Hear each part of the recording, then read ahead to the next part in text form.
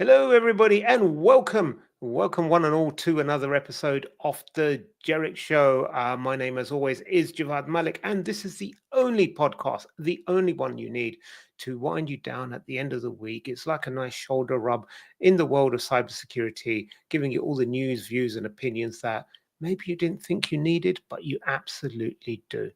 And now, where are my assets? Welcome to the Jerick Show, featuring your hosts, Javad Malik and Eric Krohn. Timely topics, poorly presented. So the platform I'm using, the UI has changed. So they've moved some of the assets around.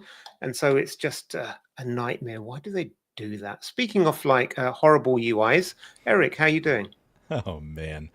I'll tell you, it's kind of like when they rearrange the grocery store, right? And you're just like, oh, man, you can tell we're old and grumpy. But hey, I wanted to point out, I love your intro. You're like, my name, as always, is Javad Malik. Now, I guess I kind of wonder, has it ever changed, or do you expect it to change, or why throw in the as always? Well, you know how there's websites where you're not allowed to say if the FBI has asked you for information. So they put a little banner at the bottom saying the FBI has never asked us for information. And when they do ask for information, they just take that away. So you just got to be observing it. Oh, I see. Interesting. Okay, it's a signal to my handlers, basically. Is it? Oh, man. You know, it's been a couple weeks. How's it going for you, man? It's going good. It's going good. It was a good couple of weeks since I didn't get to speak to you. So it's Wow. That's always a good thing. Wow, you're just taking the shots right off the bat. I lie. Actually, we were slightly more professional. We done a proper webinar the other day for work. We did. And we had to remind ourselves we weren't doing the Jerick Show and keep it somewhat professional. But some of that kind of bled in also, though, during it. I mean, wow, what are we going to do about it? It is what it is, man. How about you? What's new with you? You're looking good.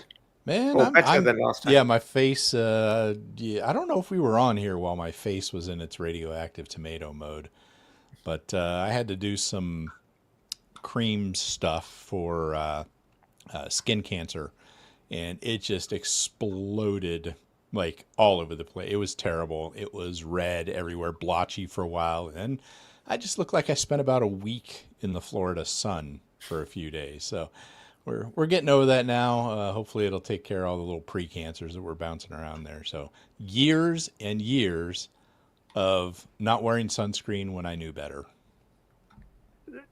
See, this is it. We always, so many things we know better, and so many things we see the signs, and yet we willfully ignore it because it's the kind of stuff that happens to other people.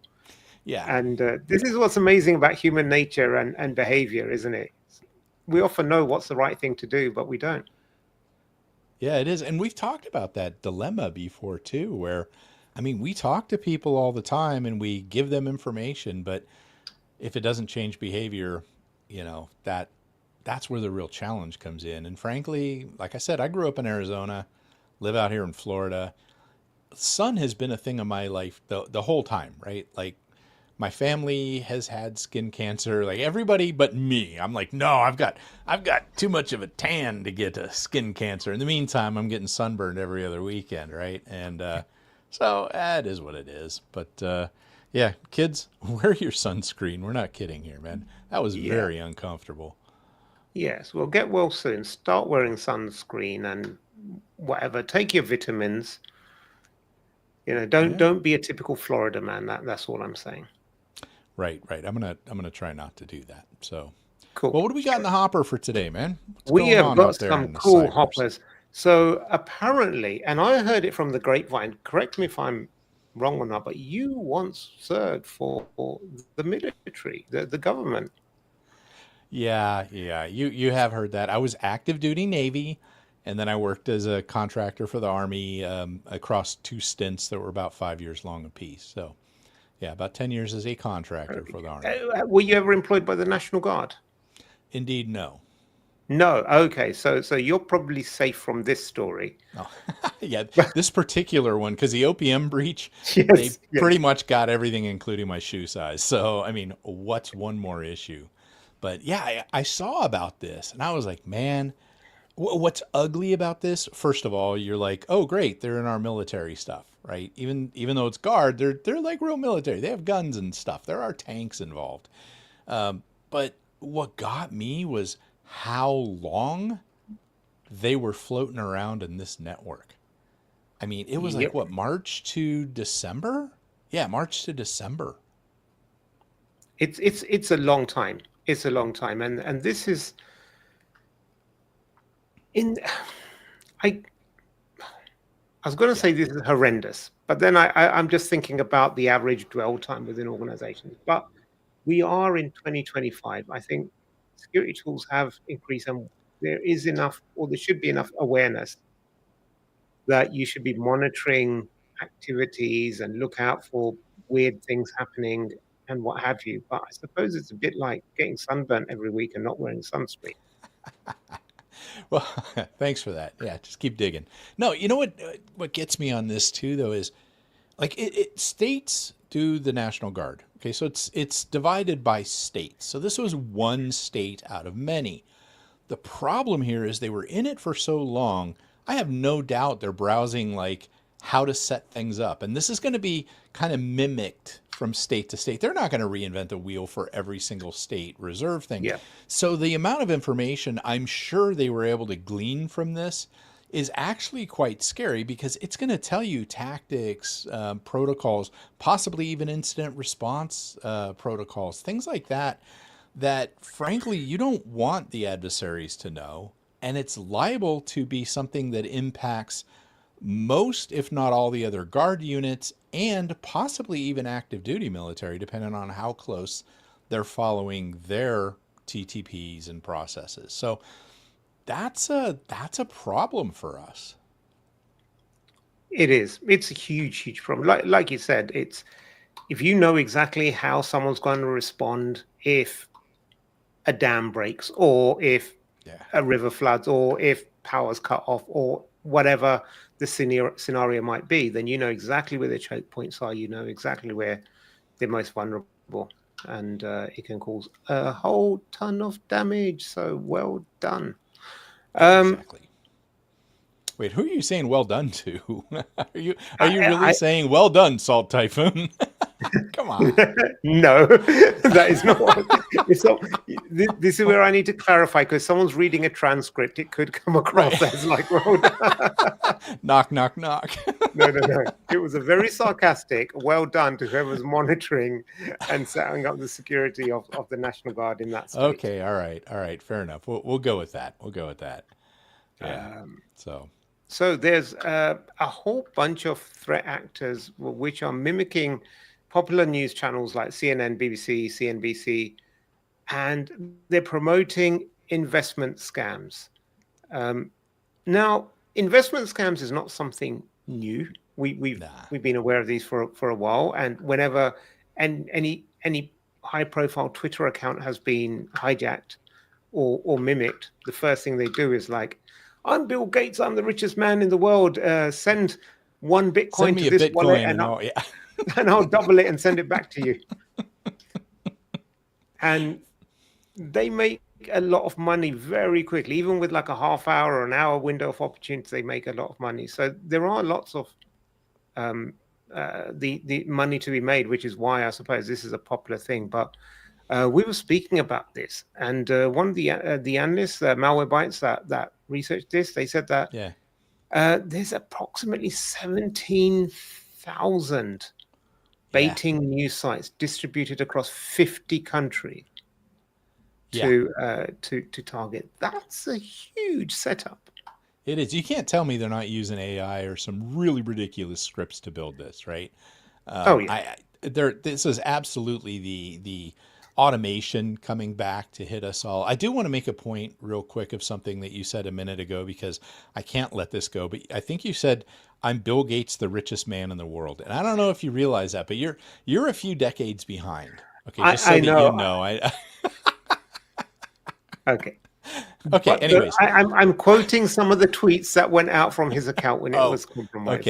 Okay. Don't fact check me.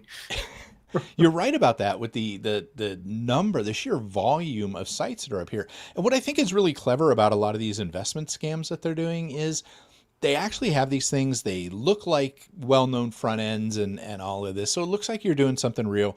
Let's say you invest $100 because you're like, I don't know, it seems shady. Well, all of a sudden you've made $10,000 because it's been this great investment, and you decide, hey, you know what? I'm going to reinvest that 10,000 plus another 10 grand of mine, and it keeps running up like that. You're always winning, always winning, and then you go to get your money out, and it doesn't exist. And so they drag people along on this for a long time based on the fact that they're making more and more money and willing to invest more and more of their own money, and possibly even sometimes telling friends and family. Pretty ugly. Yep. I mean, and these long cons have been around since before the internet. I remember really, I was at university and something, and someone told me about this scam. They got a call from someone who said that they know who's going to win at the horses, and they gave them the name of the horse that wins, and said, "I'm going to give it to you for free," and the horse won.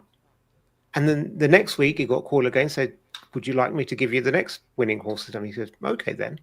And this time he put down some money on that horse, and it won again. And the next week, it happened again. And then the final week, he goes like, "Look, I can give you the number, but you shown you know now you've got confidence that my method works, and you're guaranteed to make money." He goes, "Yeah, so now you need to pay me like £1,000 or whatever it might be." And the person happily paid up. And the way the scam works is that they've got, say there's like 5 horses, they'll call up people and they divide it, and they'll give a fifth of them one and the fifth of another. And then each week the pool gets smaller, but there'll be a pool of people at the end who have won consecutively all weeks, and they think that you are Nostradamus or something. And so they will happily hand over whatever money they can to you. And it's just, I just reminded of that through the when you were talking about the long con, and this is what it is. It's about, you build up trust over a period of time, and then you can get people to do whatever you want, part with their hard-earned money. That's pretty impressive, man. It's a numbers game at that point, where you're just trying to get out to as many people as you can, and like you said, it'll whittle down, and eventually somebody's lucky enough that they would have somehow or another everything ends up winning their whole time. But that's pretty interesting. So, not as interesting as the story you told about the selling of the Eiffel Tower on our podcast. That was an interesting one. But anyways, we'll save that for later. What do you say? Yes, we can. So, Hunter's International Ransomware shuts down. Woohoo! Releases free decryptors. That was the catch on this. And I know it's a little bit older than our usual this last week thing. But we hadn't gotten to it yet. I love seeing stories about groups getting shut down, that, or shutting themselves down. I thought it was interesting that they went, well, here you go. Here's all your decryptors. And what goes through my mind when I see something like this is a RAS group has just stuck it to all of their affiliates that went through the hard work of actually breaching the network. And they think they're getting a big old payout as they're negotiating these ransoms. And they're like, here you go. Here's your keys. But here's the other question. What about the data? What about the data that they steal, right? It's great that they gave them the decryption keys, but that's always been my problem with paying the ransom is, trust us. We deleted it. We broke into your stuff. We stole it. We extorted you. But no. On this particular thing, we're trustworthy. And exactly. And there's also like, how did they break in the first place? What was their mode of entry? Has that been closed off, or will one of the affiliates or rogue employees find that again or reactivate it and go in? And are they still in there and just go, forget it, we're going to go over to another group? I mean, so lots and lots of things. It feels like our webinar again, where we were talking about ransomware and all these things. But absolutely. No, it's great to see the takedowns, though. We need more of that stuff, and we are seeing more of the international groups working together to take this stuff down, and that warms my heart, even though we're still falling behind on the ones that don't ever get busted. But hey, it's something, right? Speaking of falling behind and to reduce the temperature on your heart, US data breaches head for another record year after 11% surge. So the number of public reported data compromise increased around 11% annually. So it's on track to be a record-breaking year, according to the Identity Theft Resource Center. I had no idea there was something called the Identity Theft Resource Center. Yeah. But there is that. So let's see, what is it? With nearly 72 million victims. Power School tops the list. Yeah, that was in H1. A 19-year-old college student pled guilty to that. Wow. There was like crazy. Yeah. Also, there's also 34 physical attacks which led to data breach of compromise, which is more than we saw in the entirety of 2024. So I'm assuming we're talking about kind of like the door knocking, walking in, tailgating sort of thing there, right? Is that what you'd call a physical attack? You're asking me as if I do any research into these stories before we hit record. I thought maybe you did, because this is actually a story you put up. So yeah, no, I did read a story a couple of weeks ago. There was someone who was let go from a company, and they went back in at night. They physically broke into the office, and they still knew what the admin password was, and they bricked all their servers. They deleted data or something like that. And so that is one of the examples of something that would be a physical attack that leads to data. Yeah. No, that's man, in this day and age, I mean, folks, if you're in an organization, look at your outboarding process, especially the rapid ones, and have all that stuff shut down as they're walking to HR. I'm not even kidding. Like, as they're walking to HR, you need to be locking that stuff down. And certainly, by all means, don't leave your admin passwords open for that. Now, there are going to be situations maybe where it's the admin getting tossed that there's no one to back them yet and you still have to hire somebody, but those are going to be rare compared to the ones that I see where they just didn't get around to changing those passwords in time. You got to think through that. Yeah. And also just think through how much access you're giving people at any one point in time. Like, does one person really need to have access to everything? Why would you? Why are elephants always ready to go swimming? Because they have trunks with them. Thank you, James. That is oh my. That is terrible as always, but always puts a smile on my face. So back on track real quick, I'll tell you a quick story. It wasn't when I was in the military either. Earlier in my career, I took over at this manufacturing organization, right? And the old IT guy had been gone about a week. And I walk in the door, and first of all, we ran aerospace manufacturing, but we also ran what's called the FBO, or the fixed base operations at an airport, which is like the hangar rentals, fueling, all that kind of stuff, right? So I walk in the door, they're like, "Hi, you're Eric? Yeah, hey. Oh, the circuit to the airport's down." Crap. And so I'm running around trying to find that. I don't even have an account yet. I'm like, okay, man, where do I get my account? Like, who's the keeper of this? And they're like, oh, they made the receptionist a domain admin so they can set up your account for you. I was like, what?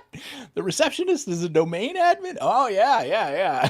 And so, like, it started like that, dude. And that's not uncommon in smaller organizations where, there was that gap of time. Who do you give it to? But you got to think that through, I think, sometimes. You got to have a backup process. You got to have you give anyone, like, you give the receptionist domain, you give anyone admin control, and they just get drunk on power, and they can do stuff like just kicking you off the show and thanking everyone for attending, and hopefully see you again next week. Until then, stay